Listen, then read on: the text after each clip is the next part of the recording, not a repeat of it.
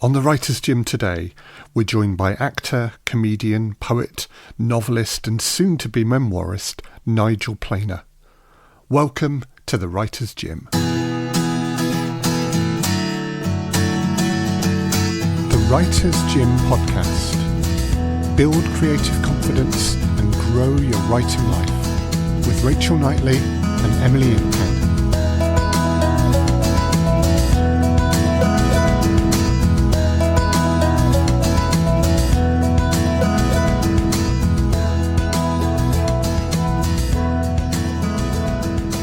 Nigel, welcome to the Writer's Gym.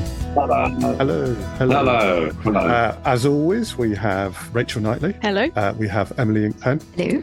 And for those of us listening on the podcast who can't see what's going on, we also have a cardboard cutout of Neil from The Young Ones, a character that Nigel played a few years ago.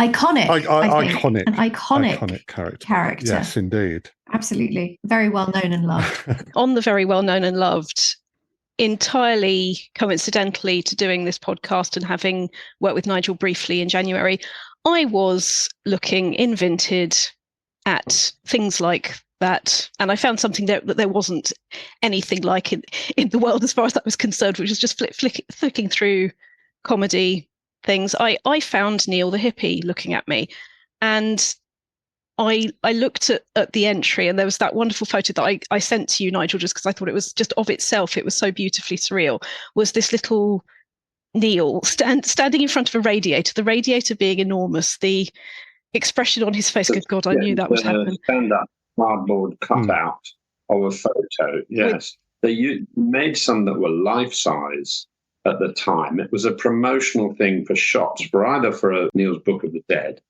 or for the record.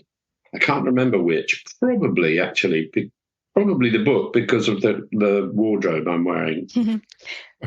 Well, and it's one of the photo session. If that's any help, you have a yin and yang on your knee. They made these life-size, embarrassing actually, life-size cardboard cutouts. But that's a sort of half life-size, so it could go on the shelf at the counter, I suppose. Yeah, and the timing of it, if you don't mind me asking about it, was brilliant, simply because you told me what your memoir might be called, and here was an opportunity. I've been working on a memoir. I'm nearly at the end of a shaky first draft, and I want, if anybody's got a good idea for a title, it's very difficult to think of a title. Once you've written it, you might know what it's about. I mean, it's obvious what it's about, but what the heart of it is. And I'm still without a title, but one title that came up was suggested by somebody on the internet, because I did a day in Bristol filming at the Young Ones house where the Young Ones was filmed. And they got a shot of me sitting on the wall where there used to be a shot of Neil sitting on the wall. And somebody superimposed the two photographs and put me now sitting beside Neil then on the same wall in the same photo. And somebody came up with the tweet beside myself. And I thought, that might be a good title. I don't know. I'm test running it on people. So do chip in with any possible titles. It was interesting, particularly for me, because when we were speaking last time, I was just starting that memoir course at Riverside Studios. And I used the introduction. I think I told you at the time, I'd used the introduction from Making Other Plans from your poetry collection as a text to discuss memoir, because in terms of the idea that autobiography is in the right order and memoir is around theme, you'd done something, or you'd explained something that I'd not seen explained so well anywhere, which was, I've met or invented some of these people, some are written in the voices of other people, I is not always necessarily me. And that permission to fictionalize some of it, but also know that some of the poems were completely autobiographical, and find a way to not be held back by that, to still have freedom to explore what you want to explore without being too much defined by it, for me is really how to keep people curious, how to keep people writing. That was very useful in poems. I'm not sure whether that would work in prose. In the poems, it's good because it also gave me the excuse. Some of them, which are autobiographical, have stuff in them to disguise that. So So you can get away with stuff more easily with poems, you see. So there's one that it's written, I'm still concerned about my mother and blah, blah. It goes through various verses until you realize maybe by verse 3 of this poem, it's a woman speaking. It's a woman I used to know speaking about how her mother is so overwhelming. And now that one's fairly obviously not me, because it's a woman who has an overbearing mother, who's married to someone and has children herself now. But there are other ones where maybe you don't want to come out fully autobiographical. That's the problem with a memoir, as you no doubt did in your workshop. There's all sorts of problems, isn't there, to do with shame of your own. Yeah. Coming up with some things that are a bit shameful or illegal or libelous, or hurtful to people that you love. And so in the poetry book, Making Other Plans, it was an accidental memoir because I was offered, would you like to do a collection of poems? And I put it together. They go right back to 1970 when I was 17. And I put them backwards. So it's like a sort of backwards memoir. But poetry's, it was a lot easier. And the title was a lot easier, Making Other Plans. Life is what happens when you're making other plans. Comes from a Leonard song lyric. In fact, I made a haiku out of it. Life is what happens when you're making other plans. Poetry also. This was fascinating as well, because you use the haikus as autobiography in places, and particularly around lockdown and Christmas. The way I had forgotten that the last line of a haiku was meant to sort of upstage, go back on, be a contrast with what the first two were about, and I'd completely forgotten that. And then you'd done that in every single one of them. But I'd never seen. Well, that's very good of you. Thank you for observing that, because a lot of people say they're writing haikus and they're not. Yeah.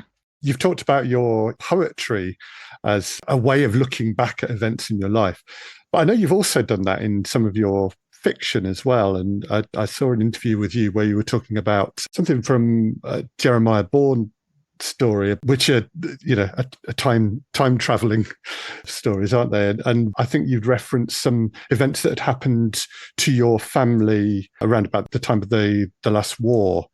No, I think you've got the wires a little crossed there, because what happened was I wrote the book. It's set in 2019, 2132, and 1910, all in the same house in London.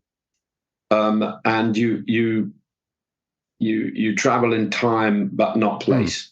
Jeremiah travels in time but not place, and there's a whole sort of network of logic about that. But the thing that I think you're referring to is when it came to do the publicity. This is the trouble we all get into. You get the book out, you came to do the publicity, and the press agent says, well, what have you got? What kind of a narrative have you personally got that we can interest any kind of magazine or newspaper about? And so I said, well, yes, my dad came over from Germany, but their family was Romanian in 1933. And so if you now Google it, the way the whole thing works is exactly what you've just said. Is now the book is now identified with the publicity of the book, but it's got actually nothing to do with it. That happens more than we think, though, doesn't it? I mean, I was telling the story of a phobia for a memoir thing, and very long story short, I had to get chainsawed out of the Finborough Theatre's toilet once when I got locked in it, when I already had a phobia about getting locked in things. Oh, who hasn't had that happen to them? And the thing is that you could... More interesting the mirror, I promise this will be relevant in one moment. The mirror was on the door, so you could watch yourself getting more and more terrified as you continued to bang on this thing. And I was telling the story of how we make patterns on that. We bring our own histories to it. And I was saying, now, that had only happened once, blah, blah, blah. My uncle, who was listening to this, then told me later, actually, there is another line to this. This happened to you when you were 10 in France, and I had completely forgotten it. What I do find interesting is it's a little bit like when readers will say, oh, I love the way you did that or the other, and Yeah, great. Had no idea it was there. That will happen sometimes, but we're pattern-forming creatures, storytelling creatures. Sometimes we don't know. That also happens, doesn't it? That you don't know what you're writing about until A, you've finished, but B, someone else sees that in it. That's the terrifying thing, is you've no idea what you've actually done. I don't know if you find that, but I think many people find that. But in this case, to answer your question thoroughly, there is actually no connection other than the sheer commercial activity of having to do interviews, and which is a shame in a way, because it's not particularly the story I was writing about, but it's become associated with the book through. I mean, this is marketing. This is what marketing people do. They go in and they say, okay, how are we going to sell this? And then inadvertently, what marketing is about telling stories to get people to buy a product. In that case, I mean, technically, the marketing team, you could argue, told a very good story as long as the book sold, but it ended up almost in the public consciousness becoming the story that was being told, as opposed to the original. That's quite, I mean... Emily speaks as an ex-marketing person. Yeah, I hadn't thought that it had done that much damage. If you see what I mean. Yeah. But it is actually damaged. That's what you're saying, isn't it? Does it matter? I suppose the only thing is, if it was very successful marketing-wise, and the campaign was on brand, and that's what people were buying the book for, and then they look through the book and say, well, it's not there. There's nothing there. It's like saying a David Bowie movie, when he's only in it for 20 seconds, you know. Yeah. Oh, but what 20 seconds? Yeah, what is 20 seconds? Yeah. No, I mean, I'm just sort of taking on board that point, that I hadn't realised that narrative of my life had become connected up so much with the book, which, of course, I am including that narrative in a memoir, and there's a poem about it in my Making Other Plans book. But in fact, in the Jeremiah Born in Time book, going through to make sure, absolutely, there's no reference, no connection whatsoever. Does it feel very different writing the memoir now that it's got the word memoir stuck on its forehead? Yeah. And of course, the poems were actually written then, whereas the memoir you're trying to write now. And there's an awful lot of, I noticed on your questions, there's an awful lot of stuff that's been written in the past, notes, journal entries, diary entries. And I went and looked through an awful lot of the articles that I've written, and you can pick out a bit, but you've basically got to rewrite in the light of the book that you're now writing. Yeah. Reframe it. You've got to look back on it. Yeah, because each chapter, each section has to lead to the next section, doesn't it? You can't, I mean, that was the first attempt I made when that agent told me that, you've got to write a memoir. So I thought, I hate memoirs. I like Craig Brown. I don't know if you've read any of his books, the one about the Beatles, the one about Princess Margaret, etc. And they appear to be completely random scattergun things with just bits of information here, then there. That's how they appear to be. And I thought, I'll have a go like that and just put information in any order in. And she sent me back, I showed it to her, and she sent me back an email saying, it seems to me that you don't really want to write this.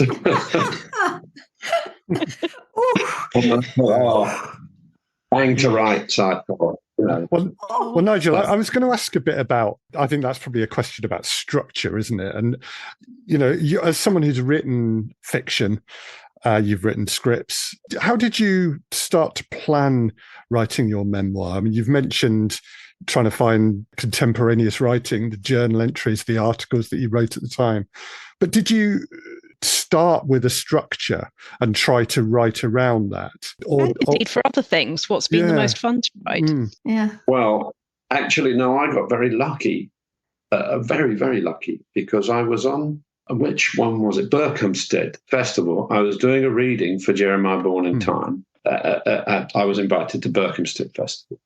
And in the audience was a poet called Henry Normal, who I knew quite well, but before he became a big TV executive, he was a poet, and I was a poet back in the 90s. And I went on tour with him, and we did lots of gigs together for a couple of years, and then he dropped out to become TV exec. The TV exec, and I carried on with the management who was booking our gigs, and I even did some gigs with John Cooper Clarke other poets, can't remember, on that circuit for a couple of years. Anyway, so I bumped into Henry again, and it turns out he's resigned from being a TV exec, and he's putting out poetry books again and going back on tour. And he said, well, do you want to come out on tour again with me as a poet? And have you got a collection? I said, well, no, I don't have a collection. He said, well, here's my publisher. I'll put you in touch, see if they want to do a collection. He really wanted to go on tour with you. That's the subtext here. He really, really reality shaped itself around his wish to go on tour with you. Nicely done. That's right. He made this happen. That's an executive and a half, I'm just going to say. And well, wait, it gets even more so because he's quite a driving force, literally driving, because he drives to all the gigs. And he likes to chat. He's like part of the famous Manchester comedy scene. He wrote and produced most of Steve Coogan's material and the Royal Family and that whole sort of period of comedy telly, Gavin and Stacey. That's his era. But he now retired from that, went back to poetry. But he was the producer on those things, and he can't, in my opinion, he says he's retired. He can't stop putting things together, making things happen. So I owe the poetry collection to him. And then as soon as we're out on tour, he's saying, so what was the moment you first decided you wanted to do comedy? What was the meaning behind that? When you wrote that, what did you think? And he's like grilling me almost on the drives. And then after a few weeks of our tour, he says, right, so chapter 1 of your memoir has to be that thing. Remember that thing you said that so and so and so. And he's remembered it all. And then he says, what was the most humiliating? When was the lowest ebb? And I said, well, I can't put that in a memoir. He said, yes, but you redeemed yourself, didn't you? You succeeded afterwards, and we'll want to know about that. And he's been basically, what do you call it? He's my coach. Yeah, he's plotted he's giving the it an arc, hasn't he? See. Yeah. And he's been my coach. He's been coaching me. I sent him the first sort of 20,000 words just to see what he thought. And he gave me some little notes. But I find it much easier in general to not be working on my own and working with a dialogue of somebody, an editor, basically. That I which makes sense of why you might gravitate more towards theatre writing, which evolves, or script writing. Yes, you're right. Unfortunately, it never sort of works like that. It would be more fun. It is interesting to me. We do all have different things that are our favourite things to write, and what is most sort of disturbing to write. You know, I could sit here and say why acting and writing for film and theatre is much more exposing than when I wrote about my stalker or my phobia or my this, that, and the other. But it is a personal decision. It sounds, Nigel, like you would find, or you are finding, memoir inherently riskier than a bunch of things I know you've done that I would feel more risky. Maybe risky in terms of what? Explain risky. Okay, so that's a whole other podcast. It is a whole other podcast, which I will attempt to get down to 3 seconds and fail. Okay, what I meant was when I'm just going to pick a real life example because it's the easiest way for me to explain it, is when I had a stalker and when I wanted to write about that, it wasn't to go, poor me, look at me world.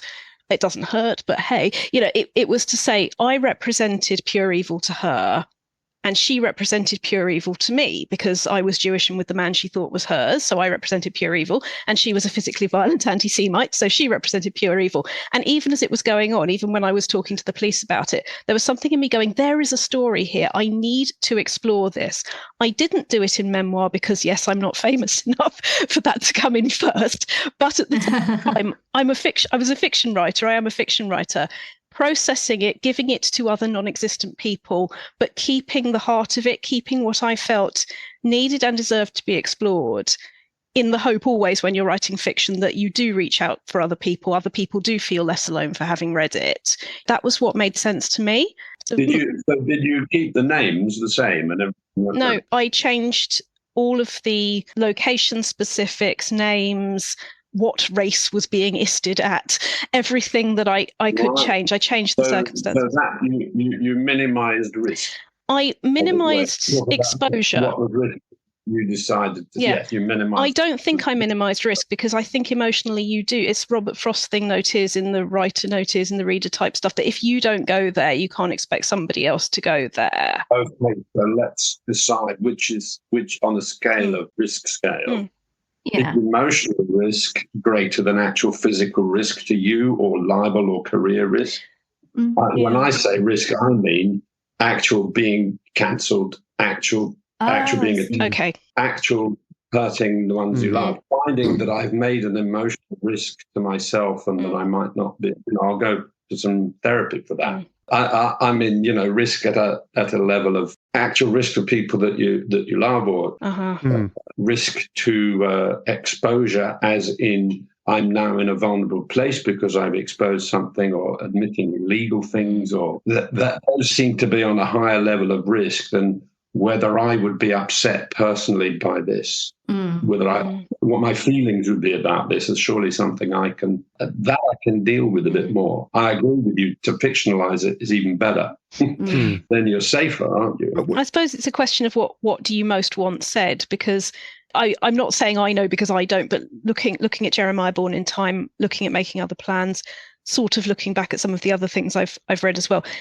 There are passions in common. There are thoughts in common, right? Every writer, every human being has got certain things that they are revisiting. And at some point, I guess it's about, what do I want to say? What are the different ways I want to say it in? There will be things that come up again and again. And that's not being repetitive. It's just being human, So when, for example, one of my favorite novelists, Maggie O'Farrell, when I read her memoir, I am, which is however many brushes with death, 18 brushes with death, I think it was.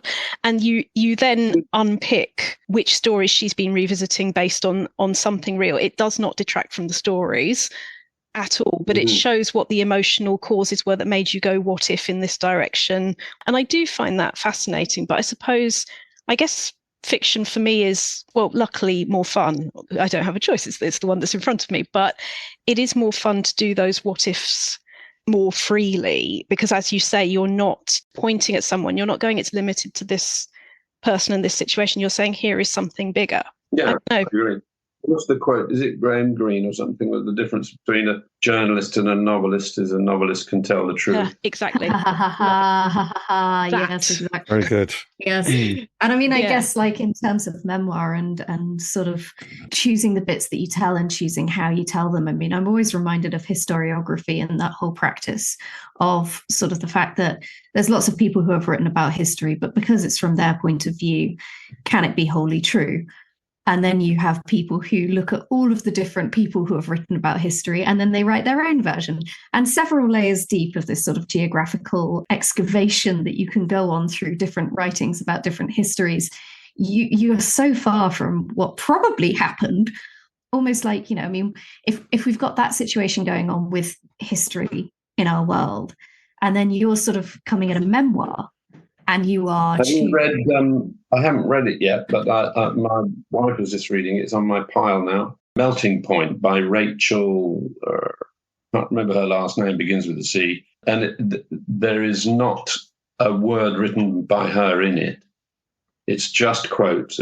It's about how early 19th century Zionism started, and they tried to make what we would now call Israel happen in Texas. Okay. They thought, we'll take all the Jewish people to Texas. And she's done so much research that she decided to take her own voice out of it. And all it is, and it's structured, and it has a curve on it, each chapter, is quotes from other people, contrasting with each other. So you're reading a whole book, but her voice isn't in it. She's taken her voice obviously is in it subliminally by what she's chosen, but she doesn't say, and then I thought this, or then this might have happened, or then that. She just literally quotes. It just lists the ultimate show don't tell. Yeah, the ultimate show don't tell. Yeah, it's fascinating. Fascinating thing. I read the first few pages, and then when the memoir is sitting somewhere behind me and is done and is on a shelf. What do you want writing wise? What comes next? What would you want to come next? I mean, if I've done it, what am I going to do next? What do you want to do? That's a different question. You've got the magic wand. You choose. what I want to do is volume 2 of Jeremiah Bourne, because there's meant to be 3 of them. But it also seems to me that in that genre, it was an attempt to write genre, because I thought that's what people enjoy. It's actually kind of what I enjoy. And instead of trying to get too clever, why not try and actually master the genre? Mm-hmm. It's not a really very known genre. It's Terry Pratchett, I suppose, is the thing I would be most trying to emulate. I'm the voice in many of his audiobooks, so I got very acquainted with Terry Pratchett. And it seems to me that in that kind of fantasy world, time travel, comedy, that basically people like series of books these days, don't they? Publishers do, but also the readers do. They don't. People who've read Jeremiah Bourne want to know the next bit, what's happening, and I've got tons in my mind of how it develops and things. So I left quite a lot of question mark, and I'm nearly there. In fact, that's what I was meant to be doing this year. I'm nearly there to write volume 2 of Jeremiah Bourne in time. I just was on holiday, which gave me a bit of headspace to think, and I made some of the bigger decisions of what not to do and what to include and what not to include. So I'm nearly there, and hopefully by the end of the year I hope to have a first draft of that. Brilliant. And then I've got to move on to the third one. I've done a lot of work on it. I did at one point have about 5 story ideas, but then I'm sort of shaving them down to try and make a trilogy. The trouble is, one of the characters turned out to be more interesting. And is now telling you that it's their book. It's not the lead character. No, that's what I've just done, is I've found a way to keep it as the Jeremiah Bourne trilogy, so that character's not going to take, because I was so carried away with that character that I started going down that road, and I thought that's not going to work. That'll have to be like a spin-off. Or if trilogy means to you what, as Douglas Adams fans, trilogy means to the 3 of us, which is definitely more than 3. It might increasingly inaccurately named trilogy. It was the trilogy of 4 when I was growing up. The trilogy of 4. Then 5. The character who kind of, in my mind, I found, I can write for this one. Much easier to write for this one. She'll still be there, but she won't be taking over. Whereas up until I took this holiday, but she's just much more interesting, and I wanted to do that. But I found a way of sort of putting her to one side. From writing memoir, having written scripts and novels and poetry for a big chunk of your life, I mean, what are the things that you've had to learn? What are the techniques that you've learned from writing memoir? Well, as I say, I'm not really. This is an experiment. This memoir that I'm writing at the moment. So I don't think I can hold forth on. Imagine he hadn't said memoir at the end of a question about all the kinds of writing you've done, and only mentioned at the end of it the one that you haven't had published yet. Yeah. What? Well, I just say get to bed early. Probably not drunk. Okay. Yeah. Probably a good idea. Sober early. Going on a walk is good. So what I would do, if I'm getting to bed early, I would look at what the task of tomorrow is before I go to bed, because your subconscious can do a lot of work for you. Subconscious will do all the work if you let it.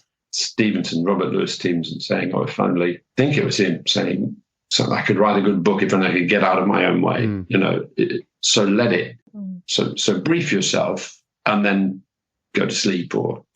I find often as well, if I do sew myself to the desk, as they say, sit down, everything's ready, I'll fall asleep. And my feeling is you shouldn't beat yourself up about that. It doesn't mean, I couldn't do any work. It means, no, I want to do that work now. So I've got a very comfy chair over there that's easy to fall asleep in, because a snooze, there's nothing like a snooze, and then you wake and go, right, off we go. I think you've got to think of yourself and your psyche, your whole psychological, your biorhythm when you're tired, and think, no, I'll make use of the times that my subconscious is going to be working. So I'll let it. And then can't really think of anything else. I mean, I used to do, for all the script writing, I did a lot of those story structure type books and the Robert McKee and the thing. And I can't really, I mean, it's all very useful to know that. You do need to know all that stuff. But I'm not sure that if you obey it I suppose that's what Robert McKee used to say is, if you obey this completely, you will get your scripts on television. But there's a danger that you're doing it by numbers. If you do it by numbers, you probably will get your series on television. Yeah. I've never achieved that. Yeah. Some of the people that we've had on the podcast, Nigel, have talked about variety of writing as being very good for their productivity. So if you wake up one morning and don't fancy working on the story about X, they've got a story about Y going on as well. And today might be a Y story day and tomorrow might be an X story day. Is that something that works for you? I mean, you've mentioned Jeremiah Bourne kind of on the back burner, but do you ever wake up and think, I'll do a bit of Jeremiah and then go back to the memoir? No. And what I do find is that if there's something I'm meant to be doing and I'm meant to be doing it, my imagination gets much more fertile in the other place. Yes.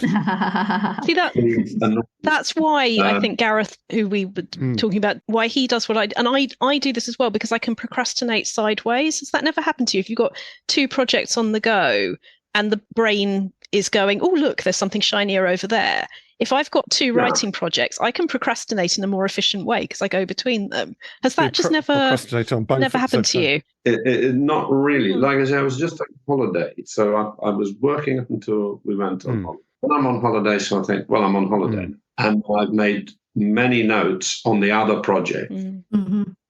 Suddenly, my imagination hasn't been working on it for a while. So I've done my procrastinating bit and I've written the notes, but I've just before this talk, I've taken them out of the notebook, stapled them, put them in the file, and that's it. I'm not going back to those until I'm back on because it takes so long anyway that I set myself deadlines. You've got to. I was meant to have finished this by sort of next week, and I won't be finished. But I was trying to set myself a deadline, and there isn't time to. I can't say, I feel like doing this. That would be a disaster. I feel like writing something for me. It's got to be much more linear for you. Yeah, I've got to say, no, by the end of this week, that's 5,000 words a week at least. And the chapter I've got to write is that chapter. Yeah. Here are the notes for that chapter, and they're going there. And if I veer from that, that'll be chaos. Yeah. See, I'm the same. I think people who have like multiple different projects on, I actually find that very difficult because I get in a headspace, and then when I leave it one day and then I pick it up the next day, it's so much easier when it's the same thing because it's like a continuation of the same session almost, and then whatever happens in between is like, dinner, talking to people, whatever. I mean, maybe that says a lot about my creative brain, blah blah blah. Who needs that, right? And then the rest of it's just like a single linear thing, whereas if I'm jumping between projects, it's like suddenly I'm having to change track. Yeah, things might get osmosis between the two would be a disaster. Writing the wrong character or the style changes or the perspective changes or something. Yeah. Wouldn't it be nice if you had a dedicated space where not only could you just carry on with all the in-between, you could actually have it open on the page on the desk and nobody would have touched it. You don't even have to close.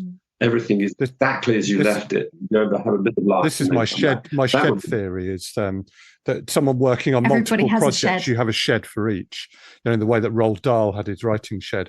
So you'd have a thriller shed with a gun painted on the door, and you'd have a sci-fi shed with spaceships hanging from the ceiling. No, I could manage like that. Yeah, yes, that sounds you're good. A shed people. Yeah. I did have an office once. I had a room and I had 3 desks in it. Okay. One was for writing, and the other 2 were for writing projects. That's the beginning. And did of you shed stick theory. to that when you had 3 desks? Did they keep their jobs?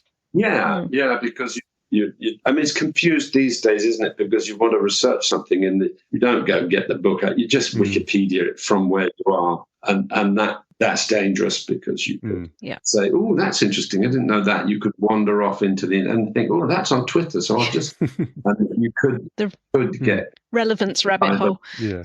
Yeah. You could go down that. But on the whole, I'd stick to that. I mean, this was before internet. And it meant you could leave it open on the desk. Yeah. You just say, look, so that's Nicholas Craig's project. There he is. But we're not doing that today. We're doing this. Yeah. Laptops have done for that. You need space and sheds.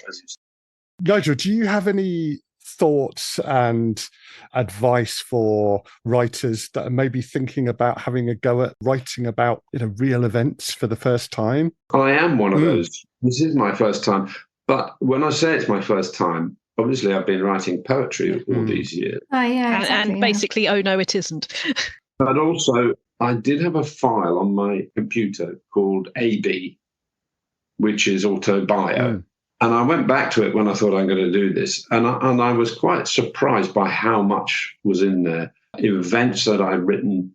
And I was quite chuffed to think, how much have I written down of everything? It was more than I expected, for instance, but that won't end up in the book. But I still think it's worth having done it. There was one piece I read. I used to be friends with Faye Weldon. And I went to stay with her one weekend, and it made a big impression on me with her and her husband at the time, Nick. They divorced and she's died now. And they were very eccentric.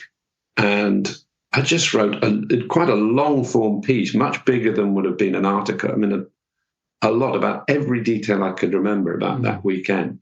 And I don't know, I was going back over my material. I was so pleased to find that. I thought, it was worth doing. It doesn't matter.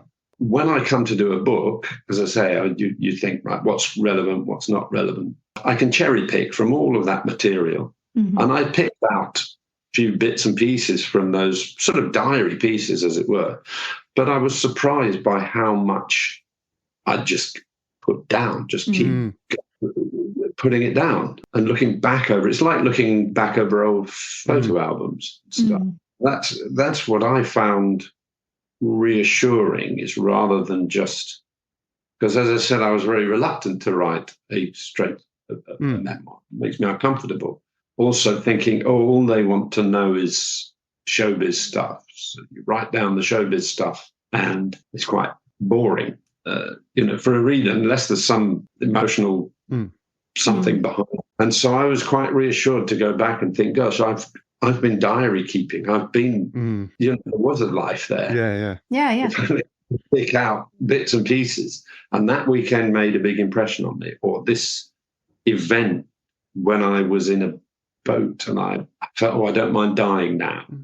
On a boat. I read one piece. I'd forgotten, that I'd written, I don't mind dying because this is a perfect place. Just a little piece like that. And it made me think, oh, no, I have, that there is a life that's not just what would be on the cover, beside myself, picture of Neil and me. There's all sorts of stuff gone on. I would have forgotten all that if I hadn't written it down. Yeah. So will there be other versions of you maybe in the background of the cover then? Because you're not just you and Neil, you're so many. Will there be others? I'd like to think that you've got to draw the line somewhere. One of the pieces I came across is long, and I'm thinking at the moment, well, maybe I should just completely separate that out and make it a separate book. It's about drugs and travel and families and being ill. But I found a piece it's about 35,000 words long. Wow. Which is half a book. Well, yeah, that's me. So I thought, oh, right. Well, maybe I should take that to one side and consider it as a project. Yeah. It's a thing. It's dated and it's, you need to start again, but it's actually about something. Yeah. You gave yourself a piece of advice earlier, which I'd like to echo as we come to finish, about how as writers we get out of our own way, and acknowledging, and this is something we have talked about before, but it is so important and so well put, that acknowledging that you are a morning writer and that means being asleep at a sensible hour and probably not being drunk is going to have helped, and things like that, and making your life look like it needs to in order to get you into the mental and desk space that you need to be in. And being honest about that. Something else we've talked about is how we might look at other people and go, oh, well, if I was a proper writer, I'd write at nighttime, or if I was a proper writer, I'd write in the morning. And whatever your brain and body need is an intrinsic part of you, and to know how to listen to that. to make your life fit it? I think so. I mean, Dennis Potter did a program on telly he made based on a book he'd written. And I was trying to write my own book at the time. So I asked him, how long did it take you to write? All the usual questions. How long? Which hours did you work? All of that to write this book called Black Eyes. He said, it took me about 3 weeks, 4 weeks. Really? And you think, well, how did you do that? It's a short novel. Okay. And he said, well, I have a flat, not my home, in Great Titchfield Street. And that's it. Once I've started, I can't stop. And he worked through the night, in the day, occasionally feeding himself. He literally meant 3 weeks, weeks or whatever. Just solid work. And he just said, because he said, once I've opened the Pandora's box, whatever it is, I can't stop until I get to the end. That's it. I'm going to finish it. Wow, that's quite intense, isn't it? And it's a bit intense. I don't think it's particularly impressive, that. I also don't think it's particularly accessible, because so many people, I'm sure, would absolutely love to be able to do that. But life kind of demands that you not just disappear for 3 weeks. But this is what it is. You pay for it somewhere, don't you? That he will have paid for that in other areas of life. And we all make a bargain with ourselves. It's kind of about being honest with yourself about what your own bargain is, isn't it? That if we do want relationships, if we do want all of this stuff that, let's face it, we're drawing on at some level anyway, we need it. No, I don't know. It's just to sort of make the point that it's different for everybody, isn't it? I always used to think Graham Greene did 2,000 words a day. I read that, which is quite a lot. But then I was reading a book called Graham in Capri by Shirley Hazard. And she used to spend a lot of time in Capri, where he had a house. And there's an awful lot about him and the social life she had with him. And I'd recommend it. It's a highly interesting book, because he turns out to be quite a tricky fellow. But she says, Graham was sort of unavailable to any of us until he'd written his 300 words a day. 300? 300 words a day. And then he'd been out drinking with the rest of us, and we'd all go off to Capri. Then we went to the caves and the so-and-so sunbathing and this and that. And you think, 300 words Did that before breakfast. Yeah. And that's when he was writing. And it's like not when he's retired, or it's like he was writing, can't remember which book, quite an important book at the time. 300 words a day. Wow. Yeah. Wow. I mean, they must have been gold. Yeah. Very good 300 words. Solid. But he was also already a internationally successful writer by that point. So he had the confidence. Yeah, to slow it down a bit. Rachel, we are at the end of the podcast now. We always end these podcasts with a challenge for our listeners. Oh, no. What okay, we do. Today? I'm actually just going to reiterate something that Nigel brought up that probably is the foundation of everything worth having. Indeed. Which is a creative I dare you. I dare you to notice, not judge, notice. What are the ways I'm standing in my own way? What are the things I think I need to be impressive about? Or what are the things I think I'm not allowed to talk about? And I dare you to take one of them and know that no one's ever going to see it but you, because that is a first draft, and first drafts are sacred. Chris has forbidden me from saying vomit draft. He got very cross with me and Emily because we were saying vomit draft a lot. So I'm not going to say vomit draft. I'm going to say... piss it right out, as James Graham once said about his early work. That's much worse. Carry on. Well, it's James Graham, most influential playwright of my generation. And I did mention the Finborough Theatre's toilets in a bad way, so I'm now mentioning their playwright in a good way. Is diarrhea allowed? Absolutely, isn't it, Chris? Sure. Remember, I edit this as well, Nigel, so anything can stay, anything can go. This is how we find out how much we've pissed him off. But getting out of... Or vomited you off, absolutely. He started it. But getting out of our own way in all of the ways we can, because it's not for us to judge whether what we've got is a good idea or worthy or anything. It's the curiosity to get it out in whatever form of human getting stuff out appeals to you as an image. But I dare you to get out one thing that you are curious about, that you realise. You mean right now? Yeah. now. Now, I'm game if you are. This is something people take away. take it away. Do it if they want to. It's a This thought. is like homework. It's homework, yeah. But like not homework. We're still looking for that wonderful word that means homework with completely opposite connotations to homework. I'm still in the market for that word. Yeah. But no, honestly, the thing I would say, the creative I dare you, is give yourself one little hook you can let yourself off, one little thing that is standing in your way, or one little thing about the time you know is your best time to write, where you have to do something else and go, what if I don't today? Maybe it's that. Maybe it's not about content. Maybe it's about process. But take one step. Could have done an hour and a half's worth of work today writing. So the podcast is the thing that's in the way. Is that what you meant? There is a very preferably this not. will be edited. No, it's a good question. There is this really dangerous category that people have called writing adjacent. I did writing adjacent work today. I did my research. I did my marketing. I appeared on this podcast, and I did writing adjacent work, so it counts, and that's dangerous. No, there's the sort of publicity machine. The going around festivals and readings, and I met Ian Rankin, and he told me he could spend his whole year now not writing, just going around doing readings and selling and doing signing and going and talking and podcasts, etc. So one has to be careful not to get taken in by the whole machinery that's necessary to sell. The being a writer instead of writing. Yeah. Well, to put yourself out there, because unless you do, you have to put yourself out. Getting a balance in that is difficult. Well, Nigel, we're going to end with an opportunity for you to put yourself out there a little bit. How can people find out more about you, order your books, pre-order maybe your memoir when such a time comes? Is there a website? I've got a website, yes. It's just myname.co.uk. Jeremiah Bourne is on Unbound. And I just looked on Amazon before we started. And annoyingly, Jeremiah Bourne, what comes up is an audio drama of it that we did years ago, which is not the whole book. It's only a one slice of the story. So the book is the full story. Making Other Plans you can get on Amazon. Surprisingly enough, the poetry book, you put it in and there it is on Amazon. There's no problem. Jeremiah Bourne, you can get on bookshop.org. But it's an Unbound book, meaning Unbound, the publisher who crowdfund.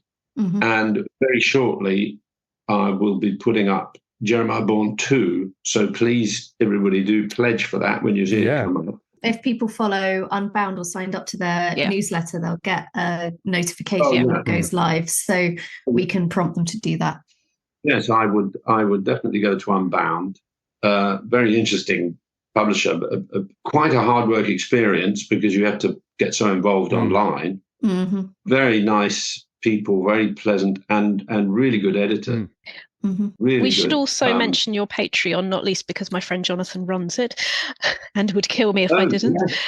Yes, I've got a Patreon account where I'm gradually putting up all of my archive on there, but also all sorts of news and that'll be a good place for when this comes out, won't it? That'll be on there. Yes, that's my news and my art. Bookshop.org are pretty good. If you go there, you can order Jeremiah Bourne in Time. Hive, I think, as well. So those are the two books I've got out at the moment. In terms of memoir, I don't have a deal. I don't have it on. If anybody listening is an agent or a publisher, which is not very likely, is it? You never know. We get all sorts listening to the podcast. So, Well, I don't have a deal on it, but in a way, I feel freer like that. I think it's pretty. It's only been possible to nearly get to the end of this first draft because of not having a deal. Because I can write what I feel I want to write. If I had people breathing down my neck, they'd want it to go in particular directions. They probably would, or I feel they would. And so, yes, it'll be out shortly. And if anybody does have a good idea for a title, he's offended now. He's offended now. He thinks he's not the title anymore. Neil, I design myself. Yeah. Beside myself, around myself. Well, listeners, there's a challenge for if any of you has got a good title for Nigel's memoir, then please do There's absolutely no There's money. no money in it, but there will be prestige. That's a very good title. Oh my God. Well, that could subtitle all that we do, I think. There's no money in it. There's absolutely no money. Nigel Planer, thank you so much for joining us today. Thank you very much. It's been very interesting, really entertaining. And as always, Emily Inkpen, Rachel Knightley, thank you for being with us on the Writers' Gym today. And thank you, Chris Gregory. You. Thank you. Hi, thank you all. Yeah. Thank you for listening to the Writers' Gym podcast with Rachel Knightley, Emily Inkpen, and me, Chris Gregory. If you'd like to learn more about Rachel and the Writers' Gym, please go to rachelknightley.com. To find out more about Emily, please go to emilyinkpen.com. And for Chris, go to alternativestories.com. We'll print all these links and more in the show notes for this podcast. The Writers' Gym podcast is an Alternative Stories 2024 production for the Writers' Gym. Production, sound design and editing were by me, Chris Gregory.